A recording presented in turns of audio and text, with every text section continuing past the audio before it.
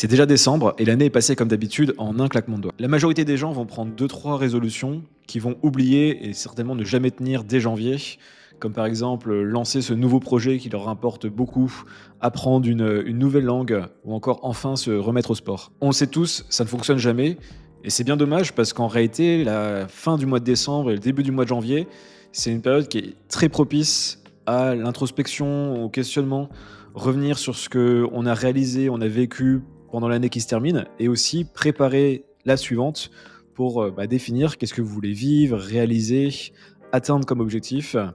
Et pour cela, donc, je vais vous présenter dans cette vidéo un double exercice que j'utilise personnellement depuis 2019 et qui va vous permettre justement de sortir des résolutions et avoir enfin un outil qui va vous permettre de vraiment tirer le meilleur de cette belle période de fin d'année. Cet exercice est composé en deux parties.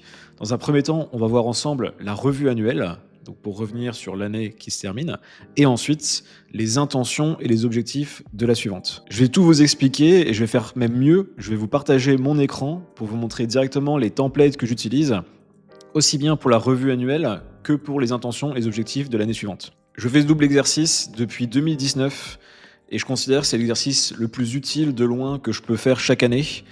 Il m'aide énormément à intégrer ce que j'ai vécu, ce que j'ai appris, ce que j'ai réalisé au cours d'une année et à donner une direction qui semble me correspondre en tout cas pour la suivante.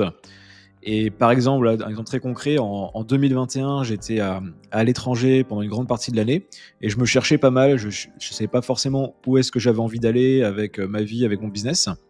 Et par cette introspection, j'en suis arrivé à la conclusion notamment que j'avais envie d'écrire mon premier livre. Et ça m'a mis du coup une direction, une intention très claire pour l'année 2022. Donc, c'est ce que j'ai fait ensuite, donc c'était mon objectif principal en 2022, qui a abouti donc à la publication de mon livre Vie intentionnelle en 2023. Donc ça vous montre en fait que ces moments en fait de temps avec soi-même peuvent aboutir à des trajectoires intéressantes et à des projets importants pour vous. Avant de vous montrer concrètement dans quelques instants les exercices, ma recommandation, c'est que cet exercice va vous prendre en général 2 à 6 heures selon la profondeur dans laquelle vous allez avec les templates. Et donc ma recommandation, c'est de baliser dans votre agenda 2 moments dans votre semaine, au moment où vous regardez cette vidéo, pour pouvoir travailler sereinement cet exercice. Moi, j'aime bien, par exemple, me dire, je vais faire 2 matinées de 3 heures sur cet exercice, ou un week-end, voilà, une partie samedi, une partie dimanche. Vous pouvez très bien aussi vous dire, voilà, vous pouvez l'associer à un moment sympa, comme aller dans votre café préféré, ou commander des choses qui vous font plaisir, pour créer vraiment un bel environnement pour prendre du plaisir, rentrer en profondeur et vous laisser le temps vraiment de vous poser ces questions qui, encore une fois, vont vraiment avoir un impact sur le plaisir, le sens que vous allez donner à l'année qui se termine et l'intention et les objectifs que vous allez donner à la suivante. Nous voici donc sur le premier template de la revue de l'année 2024. Alors comme vous pouvez voir, vous allez commencer par une revue générale de votre année. C'est un moment où faut vraiment se laisser porter. J'ai mis 5 à 15 lignes, mais vous faites comme vous le souhaitez. L'idée, c'est vraiment de vous replonger dans l'ambiance générale, comment vous vous ressentez à la fin de cette année. Une fois que vous avez fait ça, il y a une première partie fondamentale du document, c'est d'analyser vos objectifs. Donc si ce n'était pas forcément noté noir sur blanc, remémorez-vous quelles étaient vos intentions, vos priorités de l'année, notez-les et essayez de rentrer dans le détail, dans quelle mesure vous avez réalisé ces objectifs, comment vous avez avancé, ce qui n'a pas forcément été réalisé, etc. Donc éventuellement 2-3 objectifs principaux, quelques objectifs secondaires. Et ça vous permet vraiment, ensuite quand vous allez faire l'exercice sérieusement cette année, vous verrez l'année prochaine, vous aurez déjà en fait quelque chose de très clair, de très concret à analyser. Donc la première année, c'est pas grave si c'est pas hyper carré, ça va commencer à le devenir dès la deuxième année, ce qui n'enlève pas de la valeur à cette partie. Ensuite, il y a quelque chose alors c'est ma partie préférée moi de ce document, personnellement, avec les questions juste d'ensuite, c'est la rétrospective de votre année. Et là, vous allez noter tous les moments majeurs, les rencontres, les souvenirs que vous avez. Et c'est là où on se rend compte justement la puissance de l'exercice, c'est qu'à la fin de l'année, en fait, vous allez voir que ce que vous vous souvenez le plus, en général, sont les moments que vous avez partagés avec vos proches, avec des amis, les rencontres importantes, les très grands moments forts de votre année. Et c'est vraiment les choses avec lesquelles vous voulez rester et ramener avec vous dans les années futures. Donc là, je vous recommande vraiment, moi je le fais par trimestre. C'est juste une liste et vous allez voir, vous pouvez même surligner si vous voulez les éléments de la liste qui vous marquent encore le plus, ce qui vous permettra d'avoir une short list, on pourrait dire, des éléments les plus marquants. Et ensuite, je fais une liste de questions qui, moi, en tout cas, m'aident beaucoup, qui sont sur les leçons, les réflexions principales de votre année. Donc les leçons, moi j'aime beaucoup cette question: de quoi je suis le plus fier de mon année qui vient de se terminer? En quoi je suis différent par rapport à l'année précédente? Je trouve que c'est assez puissant aussi, c'est comment vous avez évolué par rapport à l'année précédente. Quel projet j'ai pas accompli? Pourquoi? Qu'est-ce que je vais chercher à améliorer l'an prochain? Pourquoi j'ai de la reconnaissance, de la gratitude en cette fin d'année? Très puissant aussi, voilà, ce qu'on appelle le journal de gratitude. Bah, vous pouvez le refaire à l'échelle un peu plus macro là dans votre document de template, revue annuelle. Comment je peux décrire mon année en quelques mots-clés? Bah, ça permet de finir sur une note plus synthétique, certainement. Et puis quelques questions bonus, voilà, et n'hésitez pas aussi à en rajouter parce que voilà, ce document vous appartient. Donc prenez déjà 1 heure, 2 heures, 3 heures pour faire cette revue annuelle. Et une fois que c'est terminé, vous pourrez passer donc aux attentions et aux objectifs. Mais comme je vous ai dit, donc ces templates, aussi bien donc ceux que je viens de présenter que le suivant, sont disponibles gratuitement en description de cette vidéo. Donc allez directement en description dès que vous avez terminé le visionnage, téléchargez vos templates et vous verrez, donc ça va vous faciliter grandement l'exercice. Maintenant, on va passer au document des intentions et des objectifs de l'année à venir. On va démarrer comme le premier exercice avec une vision un peu en prose avec des paragraphes. Donc votre vision à 3 ans. Dites-vous, voilà, dans 3 ans, j'aimerais avoir telle situation personnelle, professionnelle. Voilà, projetez-vous, voilà, ne vous mettez pas trop de règles. Juste écrivez en vous visionnant, voilà, où est-ce que vous voyez dans 3 ans.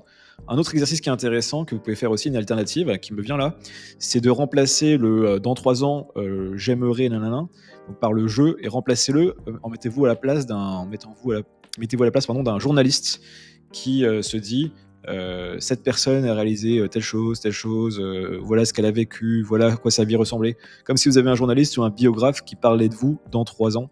C'est assez puissant aussi, ça permet de... C'est un autre rapport à soi-même qui peut être pertinent peut-être pour certains qui écouteront cette vidéo.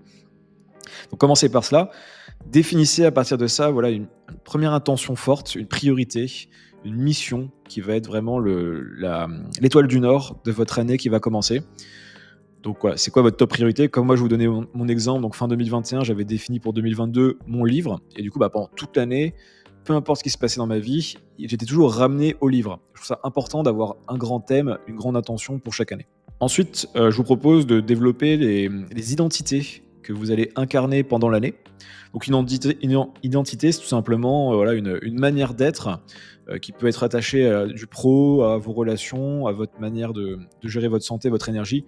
Donc moi, par exemple, j'ai déjà eu des identités du style, par exemple, me sentir écrivain et vraiment d'incarner cette identité d'écrivain quand j'écrivais mon livre. En relation, ça peut être d'être un bon compagnon quand je suis en couple.